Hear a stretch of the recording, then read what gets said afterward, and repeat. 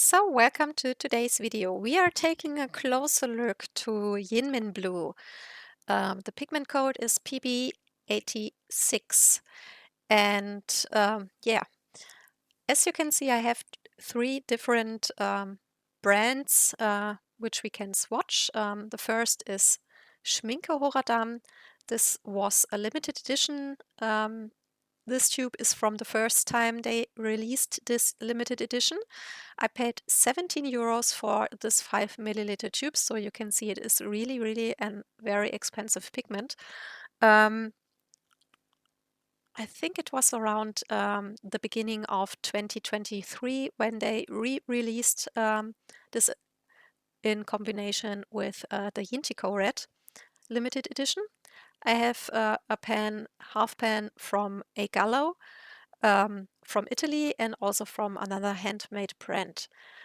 At the moment, there are none of the big companies like Schmincke or Winsor Newton, which are producing a watercolor or another color with this pigment as a regular color.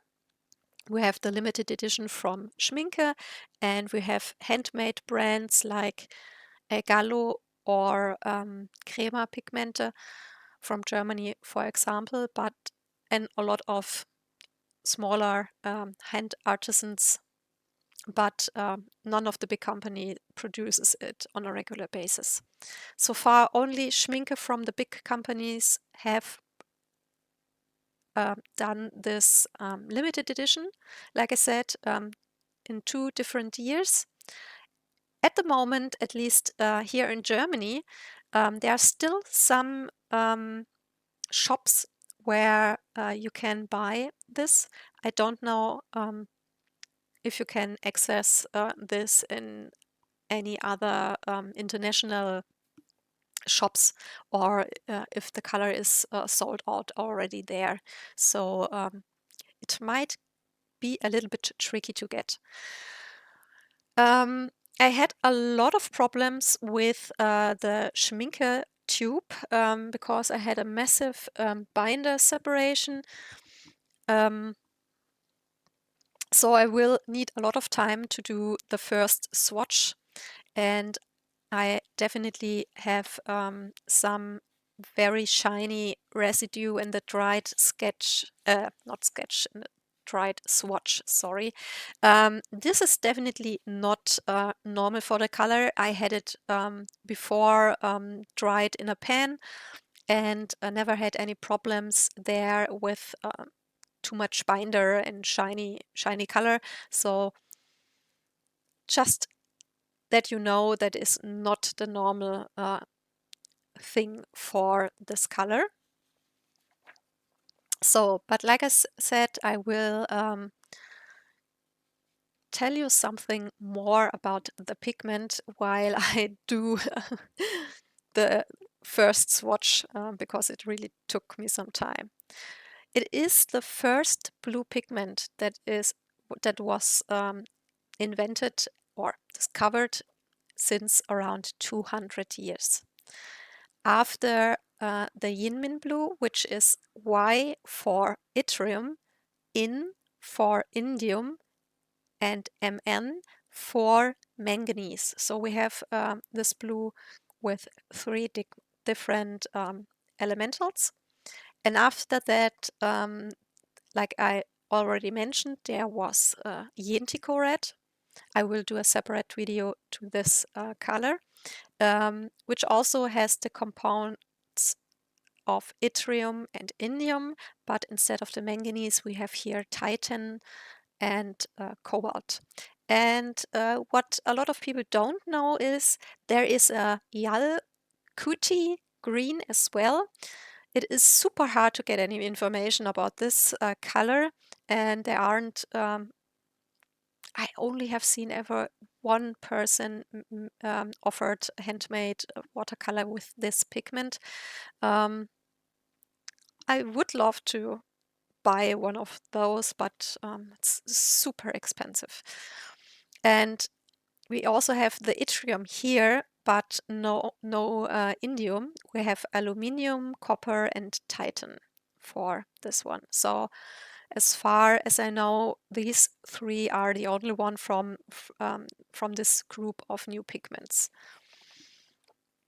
It is also known as Oregon blue because it was discovered at the Oregon State University in the year 2009 by accident.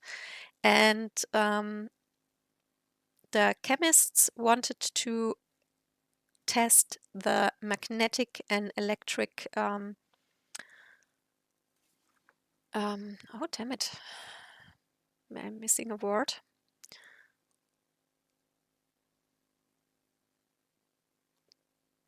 Characteristics or properties of black manganese oxide. And this test were done by chemist Mas Subramanian. Subramanian. I'm really sorry if I butcher the name with my bad spelling of the name. And his already graduated student Andrew Smith. Mas Subramanian, for his outstanding contributions to inorganic color pigments chemistry, was awarded Subramanian was awarded the Perkin Medal from the Society of Dyers and Colorists in the year 2019. They did the test in and used the black manganese oxide and combined it with different other elements and chemicals, and then heated it to 1100 Celsius or 2000 Fahrenheit. And the result was, by some of those constellations, a powder with an intensive glowing blue. The optimal,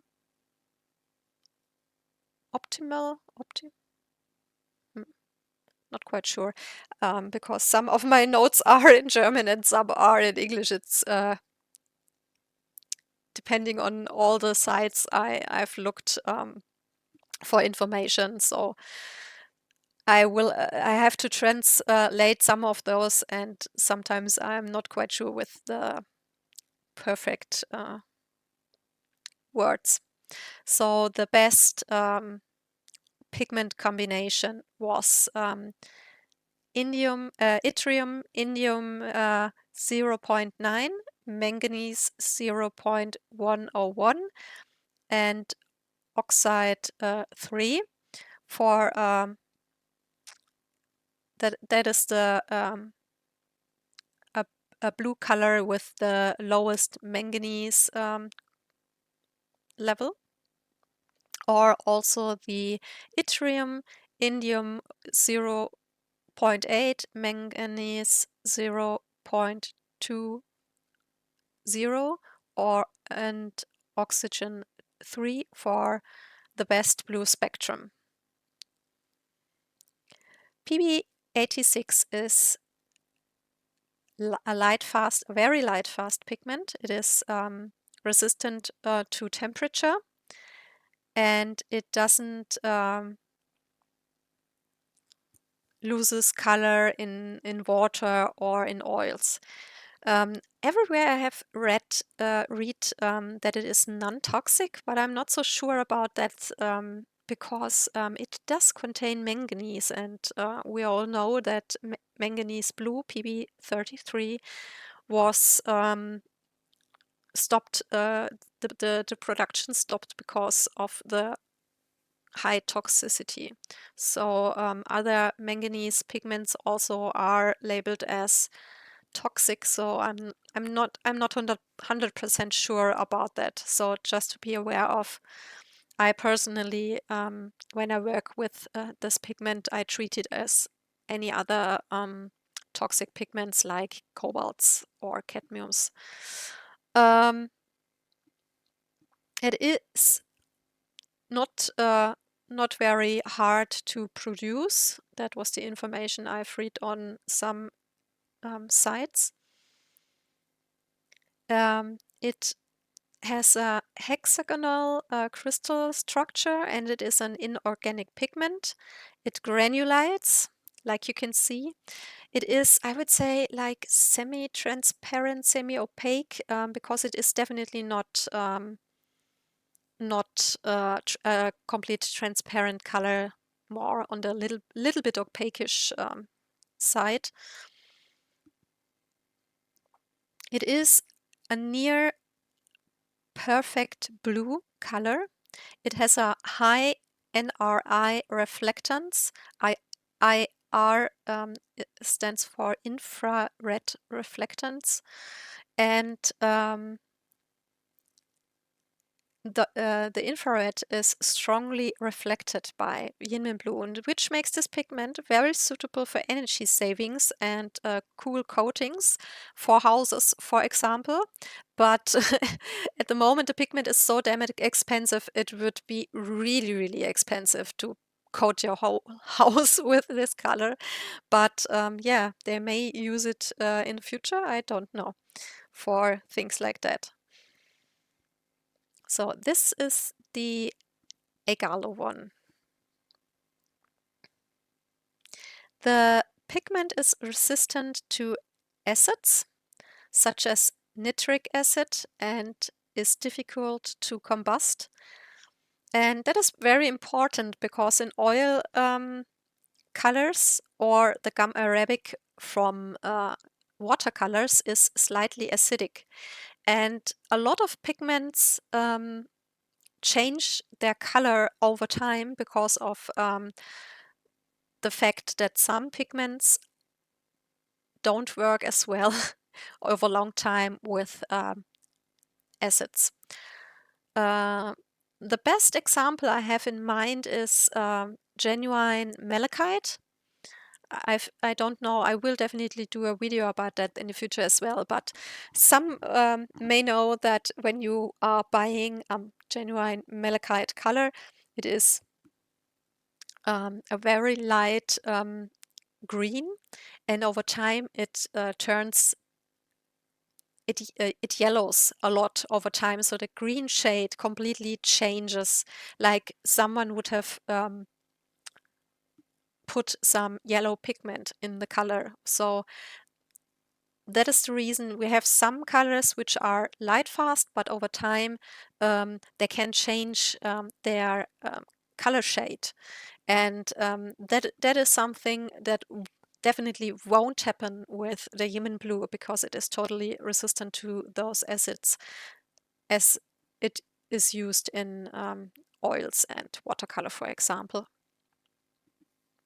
If you would ignite the YInMn blue, it would burn violet, because the flames would be violet because of the indium. That was something I found very interesting and funny.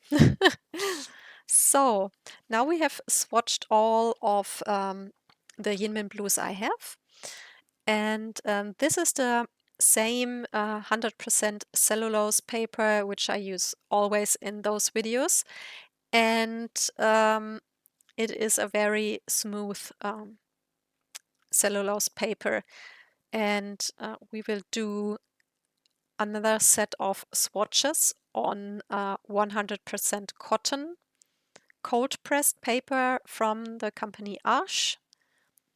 I know in English most people pronounce it Arches, but it is a French company, and I have looked it up because I was interested in how it is pronounced correctly, and the correct pronunciation is Arche. And yeah, like I said, this is a 100% cotton paper. I thought it would be nice to do some swatches on this paper as well, so that we could compare how it looks on different papers. We start with the Schmincke Horadam version as well here. And then we will do the Gallo one and then the other handmade brand, so that we have the same order as in the cellulose on the cellulose paper. And here I didn't have the binder problem with the Schmincke one, so you definitely can see here in the close-up that there is no shiny residue on the color. I will do a close-up in the end of the video from the swatches on the cellulose paper as well as the swatches which are on the cotton paper. And I think I will do all of my future pigment family videos like that we have some swatches or the colors always on the cellulose paper as well as one kind of cotton paper.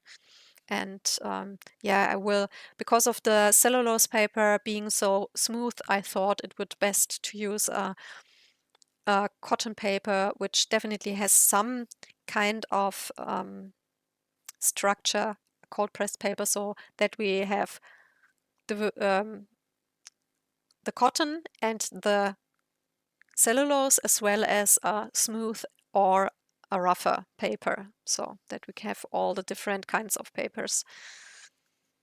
paper properties.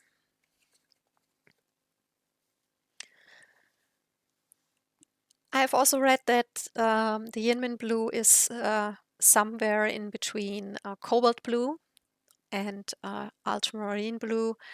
A lot of people I've seen videos or read blogs about this pigment say it is completely unnecessary because you could use cobalt blue or ultramarine blue and would be totally fine, and that the YInMn blue is very close in the color to those two colors. But I personally think it is really a lot different to ultramarine blue and cobalt blue.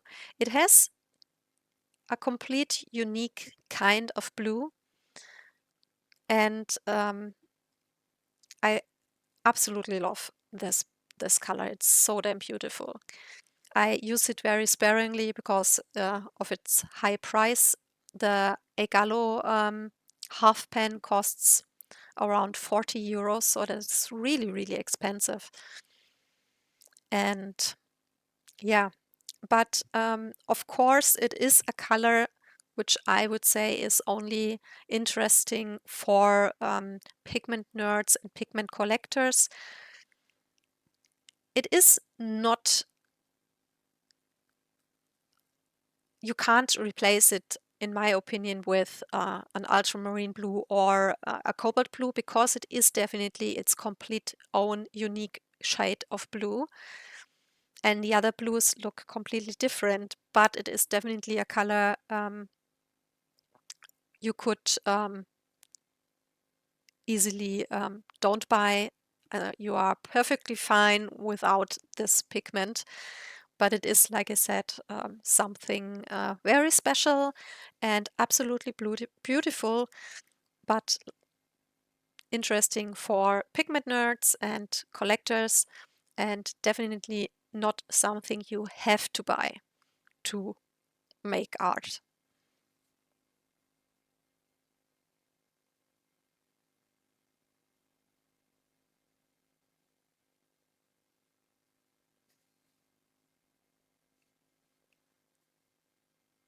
And I must say, when I look at the dried swatches, that all three are very, very close to each other.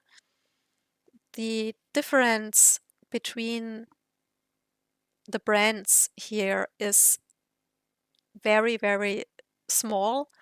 And when I compare this with any other pigment we have done in the past, I must say there is a lot more difference in other pigments. It may be the reason why I've read that only one company is licensed to produce this pigment, so probably all of the companies get the pigment from this source. This was something in the first years after the pigment was discovered. I'm not sure if it still is this way, that only one company has the license to produce the pigment. So that is something I don't know. If you have any information about it, I would love to hear it. So please leave me a comment if you know anything about it.